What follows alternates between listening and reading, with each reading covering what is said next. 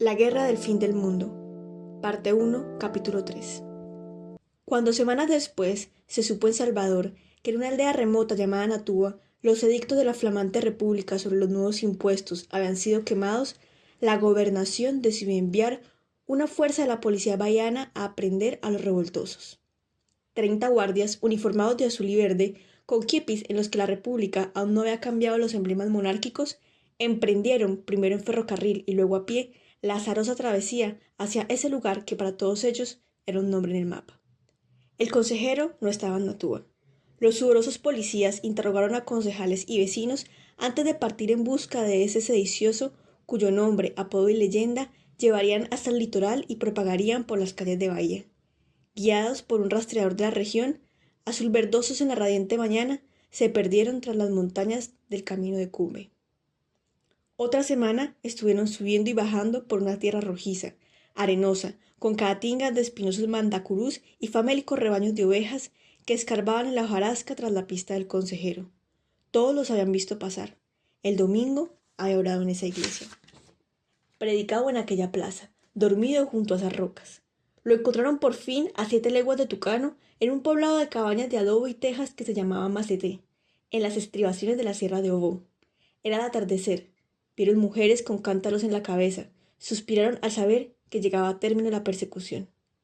El consejero pernoctaba donde Severino Viana, un morador que tenía un sembrío de maíz a 1000 metros del pueblo. Los policías trotaron hacia allí, entre yuazeiros de ramas filudas y mantas de velame que les irritaban la piel. Cuando llegaron, medio oscuras, vieron una vivienda de estacas y un enjambre de seres amorfos, arremolinados en torno a alguien que debía ser al que buscaban. Nadie huyó, nadie prorrumpió en gritos al divisar sus uniformes, sus fusiles. Eran 100, 150, 200, había tantos hombres como mujeres entre ellos y la mayoría parecía salir por la ropa que vestían de entre los más pobres de los pobres. Todos mostraban, así lo contarían a sus mujeres, a sus queridas, a las putas, a sus compañeros, los guardias que regresaron a Bahía, unas miradas de inquebrantable resolución. Pero en verdad no tuvieron tiempo de observarlos ni de identificar al cabecilla, pues apenas el sargento jefe les ordenó entregar al que le decían consejero, la turba se les echó encima, en un acto de flagrante temeridad, considerando que los policías tenían fusiles y ellos solo palos, hoces, piedras, cuchillos y una que otra escopeta. Pero todo ocurrió de manera tan súbita que los policías se vieron cercados, dispersados, acosados, golpeados y heridos, a la vez que se oían llamar republicanos, como si la palabra fuera un insulto. Alcanzaron a disparar sus fusiles, pero aun cuando caían andrajosos con el pecho roto o la cara destrozada, nada los desanimó, y de pronto los policías bahianos se encontraron huyendo, aturdidos por la incomprensible derrota. Después dirían que entre sus atacantes no solo había los locos y fanáticos que ellos creían, sino también avesados delincuentes, como el cara cortada Pajeú y el bandido a quien por sus crueldades le habían llamado Joao Satán. 3 policías murieron y quedaron insepultos, para alimento de las aves de la sierra de Obó. Desaparecieron 8 fusiles. Otro guardia se ahogó en el Maceté. Los peregrinos no los persiguieron. En vez de ello, se ocuparon de enterrar a sus 5 muertos y en curar a los varios heridos, mientras los otros, arrodillados junto al consejero, daban gracias a Dios. Hasta tarde, en la noche, alrededor de las tumbas cavadas en el sembrío de Severino Viana, se oyeron llantos y rezos de difuntos. Cuando una segunda fuerza de policía bahiana, de 60 guardias, mejor armada que la primera, desembarcó del ferrocarril de Seriña, algo había cambiado en la actitud de los lugareños para con los uniformados. Porque estos, aunque conocían el desamor con que eran recibidos en los pueblos cuando subían a la casa de bandoleros, nunca, como esta vez, se hallaron tan ciertos de ser deliberadamente despistados. Las provisiones de los almacenes siempre se habían agotado, aun cuando ofrecieran pagarlas a buen precio, y pese a las altas primas, ningún rastreador de Seriña los guió. Ni nadie supo, esta vez, darles el menor indicio sobre el paradero de la banda. Y los policías, mientras daban tumbos, diolos de agua a Pedra Alta, de Tracupá a Tiririca, y de allí a Tucano, y de allí a Caraiba y a Pontal, y por fin de vuelta a Seriña, y solo encontraban en los vaqueros, labriegos, artesanos y mujeres que sorprendían en el camino, miradas indolentes, negativas, contritas, encogimiento de hombros. Se sentían tratando de empuñar un espejismo. La banda no había pasado por allí. Al moreno de hábito morado nadie lo había visto, y ahora nadie recordaba que hubieran sido quemados unos edictos en Natúa, ni sabían de un choque armado en Macete. Al volver a la capital del estado, indemnes, deprimidos, los guardias hicieron saber que la horda de fanáticos, al igual que tantas otras, fugazmente cristalizadas alrededor de una beata o de un predicador, se había seguramente disuelto, y a esas horas, asustados de sus propias fechorías, sus miembros estarían sin duda huyendo en direcciones distintas, acaso después de matar al jefecillo. ¿No había ocurrido así tantas veces en la región? Pero se equivocaban. Esta vez, aunque las apariencias repitieran viejas formas de la historia, todo sería distinto. Los penitentes se hallaban ahora más unidos y en vez de victimar al santo después de la victoria de Macete, que interpretaban como una señal venida de las alturas, lo reverenciaban más. A la mañana siguiente del choque los había despertado el consejero, quien rezó toda la noche sobre las tumbas de los yagunzos muertos. Lo notaron muy triste. Les dijo que lo ocurrido la víspera era sin duda preludio de mayores violencias y les pidió que regresaran a sus casas, pues si continuaban con él, podían ir a la cárcel o morir como esos 5 hermanos que ahora estaban en presencia del Padre. Ninguno se movió. Pasó sus ojos sobre los 100, 150, 200 desarrapados, que lo escuchaban inmersos todavía en las emociones de la víspera, y además de mirarlos, pareció verlos. Agradézcanle al buen Jesús, les dijo con suavidad, pues parece que los ha elegido a ustedes para dar el ejemplo. Lo siguieron con las almas sobrecogidas de emoción, no tanto por lo que les había dicho, sino por la blandura de su voz, que era siempre severa e impersonal. A algunos les costaba trabajo no quedar rezagados por sus trancos de ave zancuda, en la inverosímil ruta por la que los llevaba esta vez, una ruta que no era trocha de semilas ni sendero de cangancieros, sino desierto salvaje, de cactos, favela y pedruscos. Pero él no vacilaba en cuanto al rumbo. En el reposo de la primera noche después de la acción de gracias y el rosario, les habló de la guerra, de los países que se entremataban por un botín como hienas por la carroña, y acongojado comentó que el Brasil, siendo la república, actuaría también como las naciones herejes. Le oyeron decir que el can debía estar de fiesta, le oyeron decir que había llegado el momento de echar raíces y de construir un templo que fuera en el fin del mundo lo que había sido en el principio el arca de Noé. ¿Y dónde echarían raíces y construirían ese templo? Lo supieron después de atravesar quebradas, tablazos, sierras, caatingas, caminatas que nacían y morían con el sol, escalar una ronda de montañas y cruzar un río que tenía poca agua y se llamaba Basabarris, señalando a lo lejos el conjunto de cabañas que habían sido ranchos de peones y la mansión desvejecida que fue casa grande cuando aquella era una hacienda. El consejero dijo: «Nos quedaremos allí». Algunos recordaron que desde hacía años en las pláticas nocturnas solía profetizar que antes del final los elegidos del buen Jesús encontrarían refugio en una tierra alta y privilegiada, donde no entraría un impuro. Quienes subieran hasta allí tendrían la seguridad del eterno descanso. ¿Habían pues llegado a la tierra de salvación?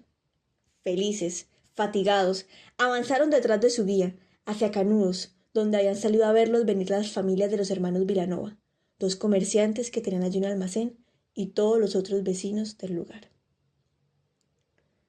El sol calcina el sertón. Brillan las aguas negroverdosas del Itapicurú. Se reflejan las casas de queimadas que se despliegan a la margen derecha del río, al pie de unas barrancas de greda rojiza. Ralos árboles sombrean la superficie pedregosa que se aleja ondulando hacia el suroeste, en la dirección de Riacho de Onza. El jinete, botas, sombrero de alas anchas, levita oscura, avanza sin prisa, escoltado por su sombra y la de su mula, hacia un bosquecillo de arbustos plomisos. Detrás de él, ya lejos, fulguran todavía los techos de queimadas. A su izquierda, a unos centenares de metros, en lo alto de un promontorio se yergue una cabaña. La cabellera que desborda el sombrero, su barbita rojiza y sus ropas están llenas de polvo. Transpira copiosamente, y de tanto en tanto se seca la frente con la mano y se pasa la lengua por los labios resecos. En los primeros matorrales del bosque, frena la mula y sus ojos claros, ávidos, buscan en una y otra dirección. Por fin distingue a unos pasos, acuclillado, explorando una trampa, a un hombre con sandalias y sombrero de cuero, machete a la cinta y pantalón y blusa de brin. Galileo Galdes monta y va hacia él tirando a la mula de la rienda. «¿Rufino?», pregunta. «¿El guía Rufino de Queimadas?». El hombre se vuelve a medias, despacio, como si hubiera advertido hace rato su presencia, y con un dedo en los labios le pide silencio. «Shh, shh». Al mismo tiempo le echa una ojeada y un segundo hay sorpresa en sus ojos oscuros, tal vez por el acento con que el recién llegado habla el portugués, tal vez por su atuendo funeral.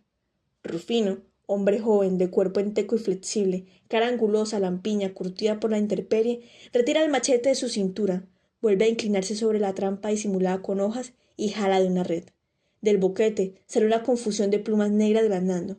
Es un pequeño buitre que no puede elevarse, pues una de sus patas se halla atrapada en la red. Hay decepción en la cara del guía que con la punta del machete desprende al pajarraco y lo mira perderse en el aire azul, aleteando con desesperación.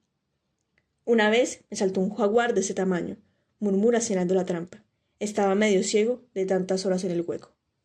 Galileo Gala asiente. Rufino se endereza y da 2 pasos hacia él. Ahora, llegado el momento de hablar, el forastero parece indeciso. Fui a buscarte a tu casa, dice, ganando tiempo. Tu mujer me mandó aquí.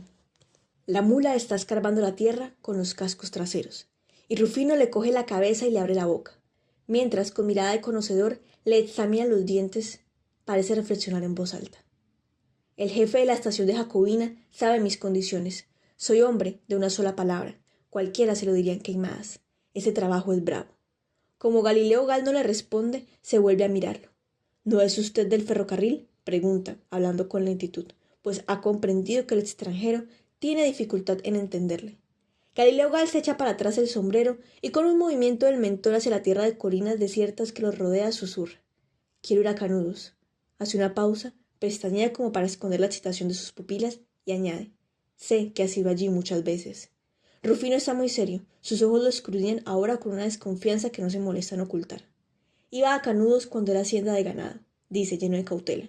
Desde que el barón de Cañabrava la abandonó, no he vuelto. El camino sigue siendo el mismo, replica Galileo Gal. Están muy cerca el uno del otro, observándose, y la silenciosa tensión que ha surgido parece contagiarse a la mula, que de pronto cabecea y empieza a retroceder. ¿Lo manda el barón de Cañabrava?, pregunta Rufino, a la vez que calma al animal palmeándole el pescuezo. Galileo Gal niega con la cabeza y el guía no insiste. Pasa la mano por uno de los remos traseros de la mula, obligándola a alzarlo, y se agacha para examinar el casco. En Canudos están pasando cosas, murmura. Los que ocuparon la hacienda del barón han atacado a unos soldados de la Guardia Nacional en Uaúa. Mataron a varios, dice. ¿Tienes miedo de que te maten también a ti?, gruñe Galileo Gal sonriendo. ¿Eres soldado tú? Rufino ha encontrado por fin lo que buscaba en el casco. Una espina, tal vez, o un guijarro que se pierde en sus manos grandes y toscas. Lo arroja y suelta al animal. Miedo, ninguno, contesta suavemente con un amago de sonrisa. Canudos está lejos. Te pagaré lo justo. Galileo Gal respira hondo, acalorado. Se quita el sombrero y sacude la enrulada cabellera rojiza. Partiremos dentro de una semana o a lo más 10 días. Eso sí, hay que guardar la mayor reserva. El guía Rufino lo mira sin inmutarse, sin preguntar nada. Por lo ocurrido en Uaúa, añade Galileo Gal, pasándose la lengua por la boca, nadie debe saber que vamos a Canudos. Rufino señala la cabaña solitaria de barro y estacas, medio disuelta por la luz en lo alto del promontorio. Venga a mi casa y conversamos sobre ese negocio, dice. Echan a andar, seguidos por la mula que Galileo lleva de la rienda. Los dos son casi de la misma altura, pero el forastero es más corpulento y su andar es quebradizo y enérgico, en tanto que el guía parece ir flotando sobre la tierra. Es el mediodía y unas pocas nubes blanquecinas han aparecido en el cielo. La voz del pistero se pierde en el aire mientras se alejan. ¿Quién le habló de mí? Y, si no es indiscreción, ¿para qué quiere ir tan lejos? ¿Qué se le ha perdido allá en Canudos? Apareció una madrugada sin lluvia en lo alto de una loma del camino de Quijingue, arrastrando una cruz de madera. Tenía 20 años, pero había padecido tanto que parecía viejísima. Era una mujer de cara ancha, pies magullados y cuerpo sin formas, de piel color ratón. Se llamaba María Cuadrado y venía desde Salvador a Montesanto, andando. Arrastraba ya la cruz 3 meses y un día. En el camino, de gargantas de piedras y caatingas erizadas de cactos, desiertos donde ululaban el viento en remolinos, caseríos que eran una sola calle lodosa y 3 palmeras y pantanos pestilentes, donde se sumergían las reses para liberarse de los murciélagos, María Cuadrado había dormido a la intemperie, salvo las raras veces en que algún taberú o pastor que la miraba como santa le ofrecían sus refugios. Se había alimentado de pedazos de rapadura que le daban almas caritativas y de frutos silvestres que arrancaban cuando, de tanto ayunar, le crujía el estómago. al salir de Bahía, decidida a peregrinar hasta el milagroso Calvario de la Sierra de Piracá, donde 2 kilómetros excavados en los flancos de la montaña y rociados de capillas en recuerdo de las estaciones del Señor, conducían hacia la iglesia de la Santa Cruz de Montesanto, donde había prometido llegar a pie en expiación de sus pecados. María Cuadrado vestía 2 polleras y tenía unas trenzas anudadas con una cinta, una blusa azul y zapatos de cordón. Pero en el camino había regalado sus ropas a los mendigos y los zapatos se los robaron en Palmeira 2 indios. De modo que, al divisar Montesanto, esa madrugada iba descalza y su vestimenta era un costal de esparto con agujeros para los brazos. Su cabeza, de mechones mal tijereteados y cráneo pelado, recordaba la de los locos del Hospital de Salvador. Se había rapado ella misma después de ser violada por 4ª vez, porque había sido violada 4 veces desde que comenzó su recorrido, por un alguacil, por un vaquero, por 2 cazadores de venados y por un pastor de cabras que la cobijó en su cueva. Las primeras 3 veces, mientras la mancillaban, solo había sentido repugnancia por esas bestias que temblaban encima suyo como atacados del mal de San Vito, y había soportado la prueba rogándole a Dios que no la dejaran encinta. Pero la 4ª había sentido un arrebato de piedad por el muchacho encaramado sobre ella, que después de haberla golpeado para someterla, le balbuceaba palabras tiernas. Para castigarse por esa compasión, se había rapado y transformado en algo tan grotesco como los monstruos que exhibía el circo del gitano por los pueblos del sertón. Al llegar a la cuesta desde que la vio, al fin, al premio de tanto esfuerzo, el graderío de piedras grises y blancas de la vía sacra, serpiendo entre los techos cónicos de la capilla, que remataban allá arriba en el Calvario, hacia el que cada Semana Santa confluían muchedumbres desde todos los confines de Bahía, y abajo, al pie de la montaña, las casitas de Montesanto, apiñadas en torno a una plaza con 2 coposos tamarindos en la que había sombras que se movían. María Cuadrado cayó de bruces al suelo y besó la tierra. Allí estaba, rodeada de una llanura de vegetación incipiente, donde pasían rebaños de cabras, el añorado lugar cuyo nombre le había servido de acicate para emprender la travesía, y le había ayudado a soportar la fatiga, el hambre, el frío, el calor y los estupros. Besando los maderos que ella misma había clavado, la mujer agradeció a Dios con confusas palabras haberle permitido cumplir la promesa, y echándose una vez más la cruz al hombro, trotó hacia Montesanto como un animal que olfatea inminente la presa o la querencia. Entró al pueblo a la hora en que la gente despertaba a su paso. De puerta en puerta, de ventana en ventana, se fue propagando la curiosidad. Caras divertidas y compadreadas se adelantaban a mirarla, sucia, fea, sufrida, cuadrada, y cuando cruzó la rúa 200 pasos, erigida sobre el barranco donde se quemaban las basuras y donde usaban los cerdos del lugar que era el comienzo de la vía sacra, la seguía una multitud de procesión. Comenzó a escalar la montaña de rodillas, rodeada de arrieros que habían descuidado las faenas, de remendenes y panaderos, de un enjambre de chiquillos y de beatas arrancadas de la novena del amanecer. Los lugareños, que al comenzar la ascensión la consideraban una simple bicho raro, la vieron avanzar penosamente y siempre de rodillas, arrastrando la cruz que debía pesar tanto como ella, negándose a que nadie la ayudara, y la vieron detenerse a rezar en cada una de las 24 capillas y besar con ojos llenos de amor los pies de las imágenes de todas las hornacinas del roquerío, y la vieron resistir horas de horas sin probar bocado ni beber una gota, y al atardecer ya la respetaban como una verdadera santa. María Cuadrado llegó a la cumbre, un mundo aparte, donde siempre hacía frío y crecían orquídeas entre las piedras azuladas, y aún tuvo fuerzas para agradecer a Dios su ventura antes de desvanecerse. Muchos vecinos de Montesanto, cuya hospitalidad proverbial no se había visto mermada por la periódica invasión de peregrinos, ofrecieron posada a María Cuadrado, pero ella se instaló en una gruta, a media vía sacra, donde hasta entonces solo habían dormido pájaros y roedores. Era una orquedad pequeña y de techo tan bajo que ninguna persona podía tenerse en ella de pie, húmeda por las filtraciones que habían cubierto de musgo sus paredes y con un suelo de arenisca que provocaba estornudos. Los vecinos pensaron que ese lugar acabaría en poco tiempo con su moradora, pero la voluntad que había permitido a María Cuadrado andar 3 meses arrastrando una cruz le permitió también vivir en ese hueco inhóspito todos los años que estuvo en Montesanto.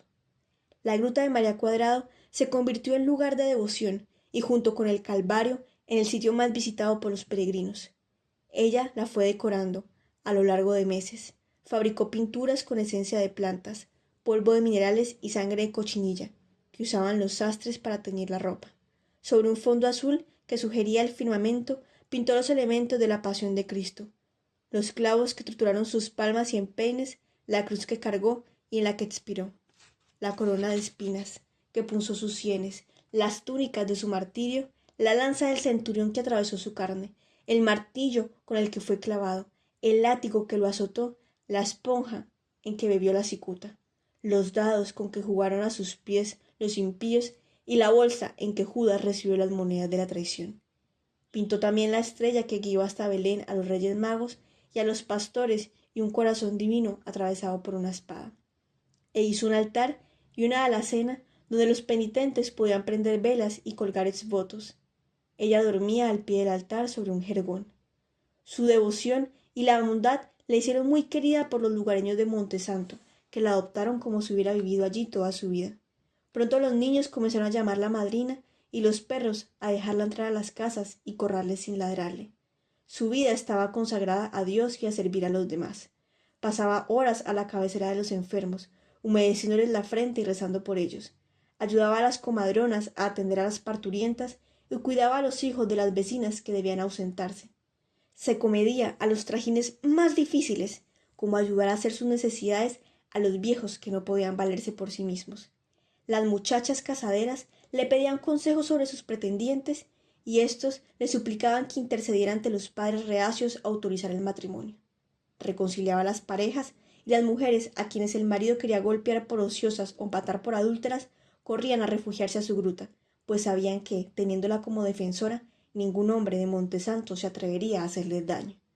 Comía de la caridad, tan poco que siempre le sobraba el alimento que dejaban en su gruta los fieles y cada tarde se le veía repartir algo entre los pobres. Regalaba a estos la ropa que le regalaban y nadie le vio nunca, en tiempo de seca o de temporal, otra cosa encima que el costal agujereado con el que llegó. Su relación con los misioneros de la misión Mazacará, que venían a Montesanto a celebrar oficios en la iglesia del Sagrado Corazón, no era sin embargo efusiva. Ellos estaban siempre llamando la atención sobre la religiosidad mal entendida, la que discurría fuera del control de la iglesia y recordando las piedras encantadas en la región de las Flores, en Pernambuco, donde el herético Joao Ferreira y un grupo de prosélitos habían regado dichas piedras con sangre de decenas de personas, entre ellas la suya, creyendo que de este modo iban a desencantar al rey don Sebastián, quien resucitaría a los sacrificados y los conduciría al cielo. A los misioneros de Mazacará, María Cuadrado les parecía un caso al filo de la desviación. Ella, por su parte, aunque se arrodillaba al paso de los misioneros y les besaba las manos y le pedía la bendición, guardaba cierta distancia hacia ellos. Nadie la había visto mantener con esos padres de campanudos hábitos, de largas barbas y habla, a menudo difícil de entender, las relaciones familiares y directas que la unían a los vecinos. Los misioneros prevenían también, en sus sermones, a los fieles contra los lobos que se metían al corral disfrazados de corderos para comerse el rebaño. Es decir, esos falsos profetas a los que Montesanto atraía como la miel a las moscas. Aparecían en sus callejuelas vestidos con pieles de corderos como el Bautista, o túnicas que imitaban los hábitos, y subían al Calvario y desde allí lanzaban sermones llameantes e incomprensibles. Eran una gran fuente de distracción para el vecindario, ni más ni menos que los contadores de romances, o el gigantón Pedrín, la mujer barbuda, o el hombre sin huesos del circo del gitano. Pero María Cuadrado ni se acercaba a los racimos que se formaban en torno a los predicadores estrafalarios. Por eso sorprendió a los vecinos ver a María Cuadrado aproximarse al cementerio, que un grupo de voluntarios había comenzado a acercar, animados por la exhortación de un moreno de largos cabellos y vestimenta morada, que llegaba al pueblo ese día con un grupo entre los que había de ser medio hombre y medio animal, que galopaba, los había recriminado por no asomarse siquiera el trabajo de levantar un muro alrededor de la tierra donde descansaban sus muertos. ¿No debía la muerte, que permitía al hombre verle la cara a Dios, ser venerada? María Cuadrado se llegó silenciosamente hasta las personas que recogían piedras y las apilaban en una línea sinuosa alrededor de las crucecitas requemadas por el sol y se puso a ayudar. Trabajó hombro a hombro con ellos hasta la caída del sol. Luego permaneció en la plaza matriz, bajo los tamarindos, en el corro que se formó para escuchar al moreno. Aunque mentaba a Dios y decía que era importante para salvar el alma destruir la propia voluntad, veneno que inculcaba a cada quien la ilusión de ser un pequeño dios superior a los dioses que lo rodeaban, y sustituirla por la de la tercera persona, la que construía, la que oraba, la hormiga diligente y cosas por el estilo, les decía en un lenguaje claro del que entendían todas las palabras. Su plática, aunque religiosa y profunda, parecía una de esas amenas charlas de sobremesa que celebraban las familias en la calle, tomando la brisa del anochecer. María Cuadrado estuvo escuchando al consejero, hecha un ovillo, sin preguntarle nada, sin apartar los ojos de él. Cuando ya era tarde y los vecinos que quedaban ofrecieron al forastero techo para descansar, ella también, todos se voltearon a mirar, le propuso con timidez su gruta. Sin dudar, el hombre flaco la siguió montaña arriba. El tiempo que el consejero permaneció en Monte Santo, dando consejos y trabajando, limpió y restauró todas las capillas de la montaña, construyó un doble muro de piedras para la vía sacra, durmió en la gruta de María Cuadrado. Después se dijo que no durmió, ni ella tampoco, que pasaban las noches hablando de cosas del espíritu al pie del altarcillo multicolor, y se llegó a decir que él dormía en el jergón y que ella velaba su sueño. El hecho es que María Cuadrado no se apartó de él un instante, cargando piedras a su lado en el día y escuchándolo con ojos muy abiertos en las noches. Pese a ello, todo Montesanto quedó asombrado cuando se supo, esa mañana, que el consejero se había marchado del pueblo y que María Cuadrado se había ido también entre sus seguidores. En una plaza en la ciudad alta de Bahía hay un antiguo edificio de piedra, adornado con conchas blancas y negras y protegido, como las cárceles, por gruesos muros amarillos. Es, ya como lo habrá sospechado algún lector, una fortaleza del oscurantismo, el monasterio de Nuestra Señora de la Piedad, un convento de capuchinos, una de esas órdenes célebre por el arrojamiento del espíritu que practica y por su celo misionero. ¿Por qué os hablo de un lugar que a ojos de cualquier libertario simboliza lo odioso? Para contaros que hace 2 días pasé allí toda una tarde. No fui a explorar el terreno con miras a uno de esos mensajes de violencia pedagógica en cuarteles, conventos, prefecturas y en general todos los baluartes de la explotación y la superstición que a juicio de muchos compañeros son indispensables para combatir los tabúes con que se acostumbraba a los trabajadores a ver esas instituciones y demostrarles que ellas son vulnerables. ¿Os acordáis de los cenáculos barceloneses que propugnaban asaltar los conventos para devolver a las monjas, mediante la preñez, a su condición de mujeres que les había arrebatado la reclusión? Fui a ese monasterio para conversar con un tal fray Joao Evangelista de Montemarciano, de quien el destino me había deparado leer un curioso relatorio. Un paciente del doctor José Bautista de Sa Oliveira, de cuyo libro sobre craneometría ya os he hablado y con quien a veces colaboro, es allegado del hombre más poderoso de estas latitudes, el barón de Cañabrava. El hombre al que me refiero, Lelis Piedades, abogado, mientras el doctor Oliveira le administraba una purga para la solitaria, contó que una hacienda del barón se halla desde hace cerca de 2 años ocupada por unos locos que han constituido allí una tierra de nadie. Él se ocupa de las demandas ante los tribunales para que su patrón recupere la hacienda, en nombre del derecho de propiedad que el mentado varón, que duda cabe, debe defender con fervor. Que un grupo de explotados se ha apropiado de los bienes de un aristócrata siempre suena grato a los oídos de un revolucionario, aun cuando esos pobres sean, como decía el abogado mientras pujaba en la solera tratando de expulsar la limaña ya triturada por la química, fanáticos religiosos. Pero lo que me llamó la atención fue escuchar de pronto que ellos rechazaban el matrimonio civil y practican algo que Lelis Piedades llama promiscuidad, pero que para cualquier hombre con cultura social es la institución del amor libre. Con semejante prueba de corrupción, la autoridad no tendrá más remedio que expulsar de allí a los fanáticos. La prueba del Rábula era ese relatorio que se había procurado por sus contubernios con la Iglesia, a la que también presta servicios. Fray Joao Evangelista de Montemarciano estuvo en la hacienda enviado por el arzobispo de Bahía, a quien habían llegado denuncias de herejía. El monje fue a ver lo que ocurría en Canudos y volvió, muy deprisa, asustado y enojado de lo que vio. Así lo indica el relatorio, y no hay duda que para el capuchino la experiencia debió ser amarga. Para un ser libre, lo que el relatorio deja adivinar por entre sus legañas eclesiásticas es exaltante. El instinto de libertad que la sociedad clasista sofoca mediante esas máquinas trituradoras que son la familia, la escuela, la religión y el Estado, guía los pasos de estos hombres que, en efecto, parecen haberse rebelado, entre otras cosas, contra la institución que pretende embridar los sentimientos y los deseos. Con el pretexto de rechazar la ley del matrimonio civil, dada en Brasil luego de la caída del imperio, la gente de Canudos ha aprendido a unirse y desunirse libremente, siempre que hombre y mujer estén de acuerdo en hacerlo y a despreocuparse de la paternidad de los vientres preñados, pues su conductor o guía, a quien llaman el consejero, les ha enseñado que todos los seres son legítimos por el simple hecho de nacer. ¿No hay algo en esto que os suene familiar? ¿No es como si se materializara la libre paternidad, la desaparición de la infame frontera entre hijos legítimos e ilegítimos, la convicción de que el hombre no hereda la dignidad ni la indignidad? ¿Tenía o no razones para, venciendo una repugnancia natural, ir a visitar al capuchino?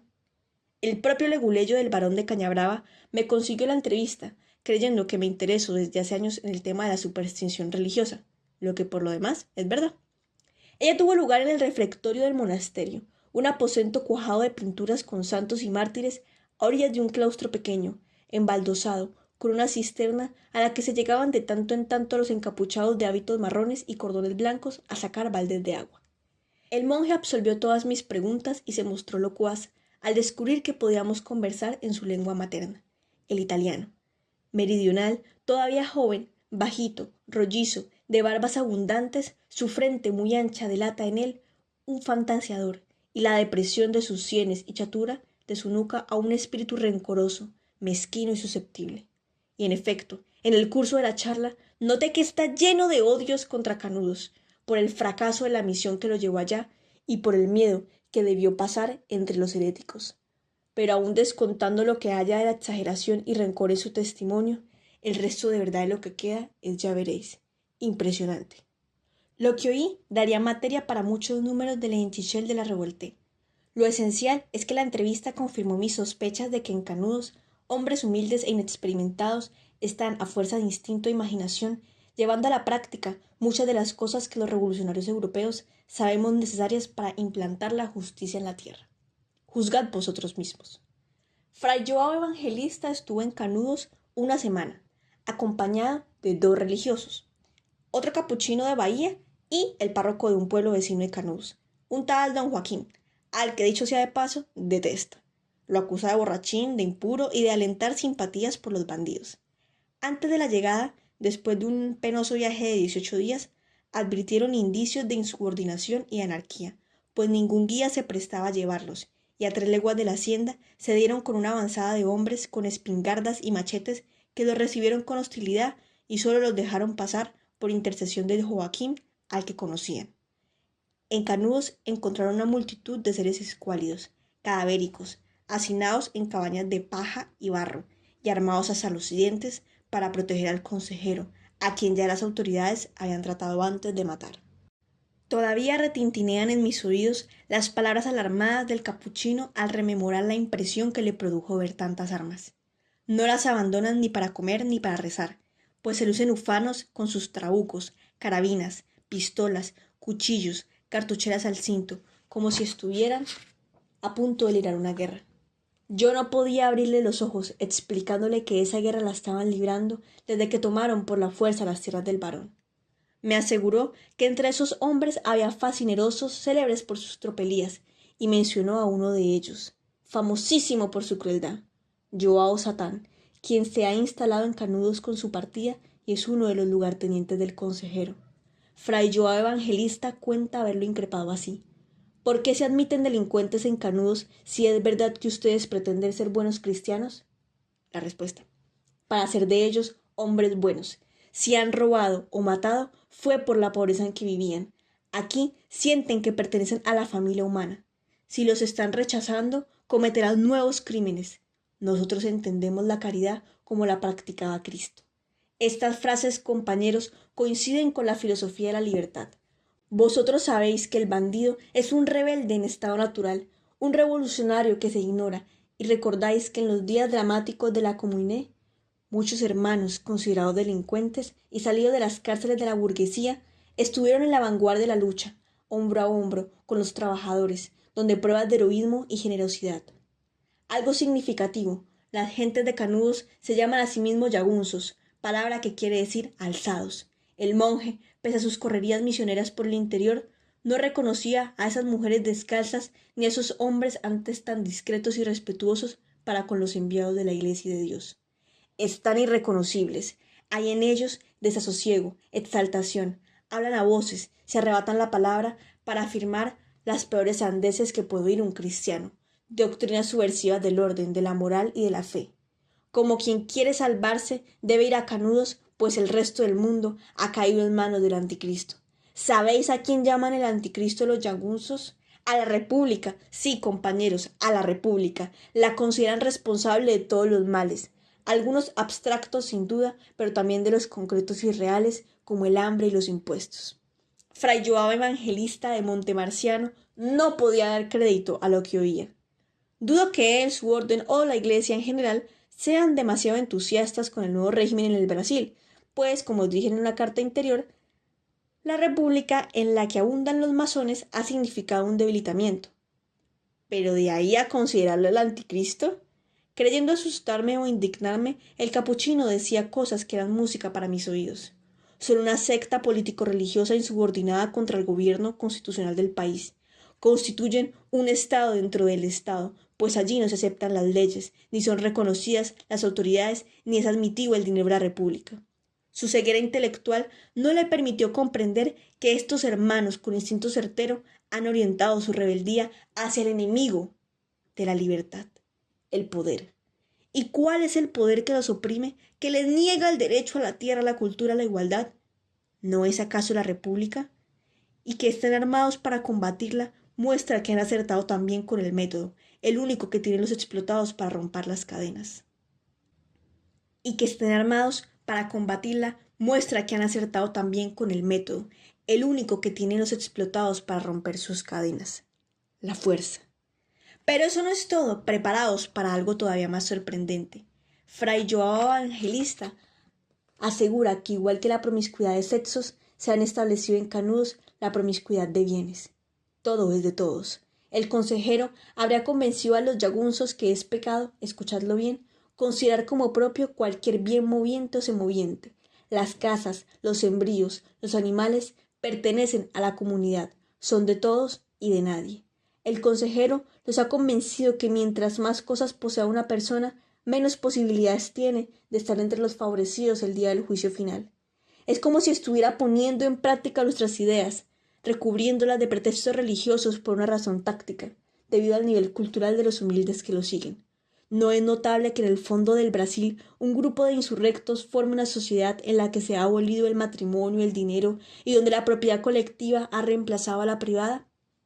Esta idea me revoloteaba en la cabeza mientras Fray Joao Evangelista de Montemarciano me decía que después de predicar 7 días en Canudos, en medio de una hostilidad sorda, se vio tratado de masón y protestante por urgir a los yagunzos a retornar a sus pueblos y que al pedirles que se sometieran a la república se enardecieron tanto que tuvo que salir prácticamente huyendo de Canudos. La Iglesia ha perdido su autoridad allí por culpa de un demente que se pasa el día haciendo trabajar a todo el gentío en la erección de un templo de piedra. Yo no podía sentir la consternación de él, sino alegría y simpatía por esos hombres gracias a los cuales se idearía en el fondo del Brasil, renace las cenizas, la idea que la reacción cree haber enterrado allá en Europa en la sangre de las revoluciones derrotadas. Hasta la próxima o hasta siempre.